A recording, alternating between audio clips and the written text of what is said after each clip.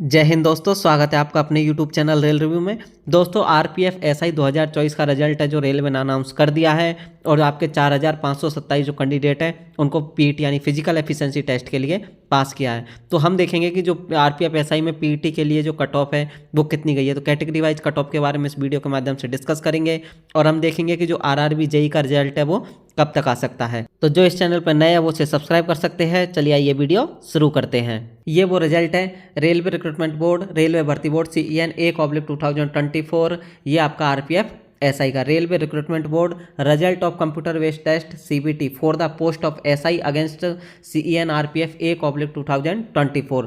ये आपका जो नॉर्मलाइज स्कोर है, normalize cut off marks scaled और to 100 of candidates shortlisted for PET PMT। अब इसमें जो आपका एसआई का जो इसमें नॉर्मलाइज मार्क है उसको हम देख लेते हैं। तो एसआई में जो आपका जो मेल कैंडिडेट के लिए अलग कट ऑफ जाती है और फीमेल कैंडिडेट के लिए अलग कट ऑफ जाती है और ये आपकी एक्स सर्विसमैन की कट ऑफ है। तो ये आपकी जो मेल कैंडिडेट में जो जनरल की कट ऑफ है वो आपकी 75.96054, ये आपकी 100 में नॉर्मलाइजेशन के बाद की कट ऑफ है।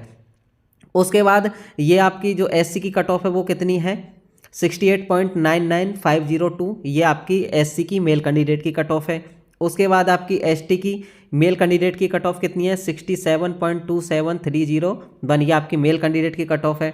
उसके बाद ओबीसी की 73.71054, ये आपकी ओबीसी मेल कैंडिडेट की कट ऑफ है। और ईडब्ल्यूएस की 72.72547, ये आपकी मेल कैंडिडेट की ईडब्ल्यूएस की कट ऑफ है।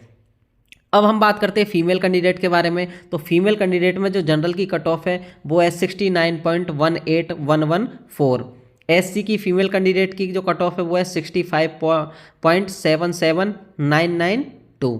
उसके बाद आपकी जो फीमेल कैंडिडेट में एसटी की कट ऑफ है वो है 62.43095। ओबीसी की कट ऑफ है 70.94694, ये आपकी ओबीसी के जो फीमेल कैंडिडेट है उनकी कट ऑफ। और ईडब्ल्यूएस की जो कट ऑफ है वो 71.11401 ईडब्ल्यूएस की फीमेल कैंडिडेट की कट ऑफ है।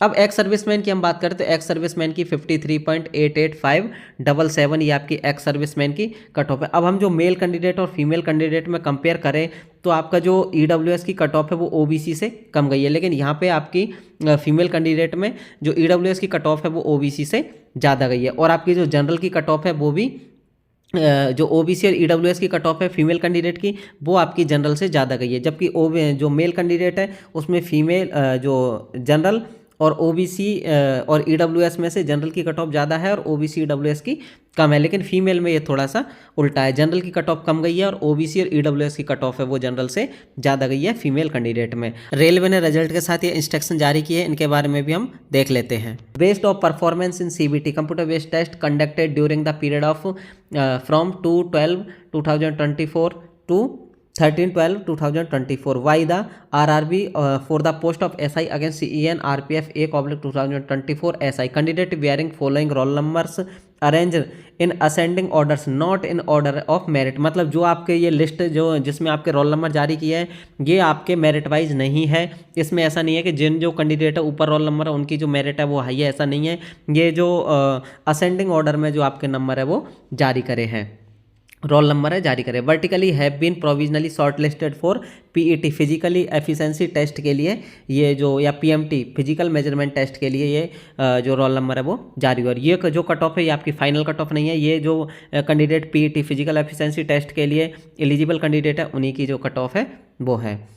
The date of PET PMT जो आपको एक तो मैसेज के थ्रू भी आपको बता दी जाएगी और जो वेबसाइट है उस पर भी जारी कर दी जाएगी। The document verification for candidate who qualify in the PET PMT will be conducted on the same day as the PET PMT। मतलब जो कैंडिडेट PET या PMT के लिए जो क्वालिफाई हुए हैं, जिन कैंडिडेटों का इस लिस्ट में नाम है, वो कैंडिडेट जब PET या PMT के लिए जाएंगे तभी उनको जो है उनका डॉक्यूमेंट वेरिफिकेशन होगा। तो मतलब उनको जो अपने सारे डॉक्यूमेंट्स अपने साथ लेकर जाने हैं। जब आप फिजिकल एफिशिएंसी टेस्ट देने जाओगे तो सारे डॉक्यूमेंट्स आपके पास, चाहे आपका कास्ट सर्टिफिकेट हो, चाहे आपके पास आपका आधार कार्ड वगैरह और आपकी जो एजुकेशन क्वालिफिकेशन, ये जो सारे सर्टिफिकेट है वो होने चाहिए। उसके बाद जो कैंडिडेट पीईटी के लिए जाते हैं तो इसमें जो ओबीसी वाले जो कैंडिडेट है उनके लिए जो ओबीसी का कास्ट सर्टिफिकेट है वो 1 साल से ज़्यादा पुराना नहीं होना चाहिए, क्योंकि रेलवे 1 साल से ज़्यादा पुराना कास्ट सर्टिफिकेट नहीं लेती है। तो या तो आप नया बनवा लीजिए। अब नए में भी या तो आप जो ऑनलाइन वाला है उसको ले जा सकते हो,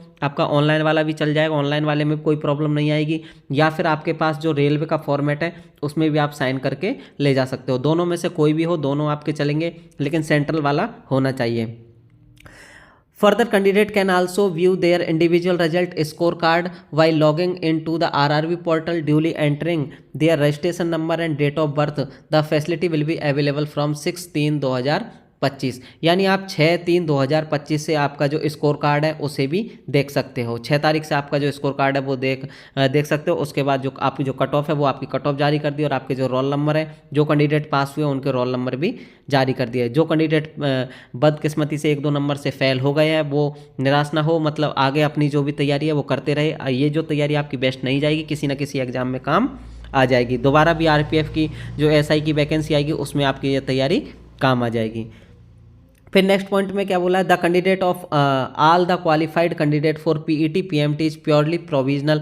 ये प्योरली प्रोविजनल है, लेवल 2 भी कैंसिल, इसको कैंसिल किया जा सकता है बाद में। किसी भी आरआरबी के पास ये सारा अधिकार है, ये सब बताया है। इसमें भी और कुछ नहीं है, बस यही जो अपने काम की जो 3 जो चीज़ें थी ये अपने काम की थी, इसके अलावा अपने काम की इसमें कोई भी पॉइंट नहीं है। तो ये जो आरआरबी ने ये आपकी जो रोल नंबर जारी कर दिया है, उसके बाद आपकी जो मेरिट वाइज जो कट ऑफ है वो भी जारी कर दिया, ये आपके जो इंस्ट्रक्शन है वो भी जारी कर दिया। कुछ दिन बाद आपका जो है पीईटी के लिए भी आपका जो कॉल लेटर वगैरह है वो डेट वगैरह आ जाएगी, तो इसके जो आपको एसएमएस के थ्रू भी आपको बता दिया जाएगा, और आपकी जो वेबसाइट है उस पर भी आ जाएगी। अब बात करें हम आरआरबी जेई के बारे में, तो आरआरबी जेई का रिजल्ट अब तक आ जाना चाहिए था। आपका आरआरबी जेई का रिजल्ट अभी तक जारी नहीं किया, जबकि आरआरबी जो एएलपी है उसका रिजल्ट आ गया, आरपीएफ एसआई का भी रिजल्ट आ गया। तो जो आरआरबी जेई है, या तो हो सकता है इसकी जो एग्ज़ाम डेट है वो आगे खिसक सकती है, लेकिन इसके जो चांस है थोड़े से कम बन रहे हैं आपके एग्ज़ाम डेट खिसकने के।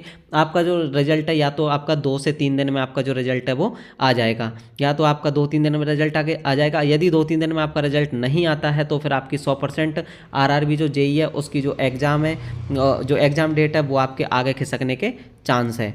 तो अभी तो आप ये मान कर चलिएगा आपका रिजल्ट 2-3 दिन में ही आएगा, तो आप जो अपनी तैयारी है वो करते रहिए, आप जो रिजल्ट का वेट है जो ज़्यादा नहीं करिए। ठीक है दोस्तों, इसी के साथ मिलते हैं किसी नेक्स्ट वीडियो में। धन्यवाद दोस्तों।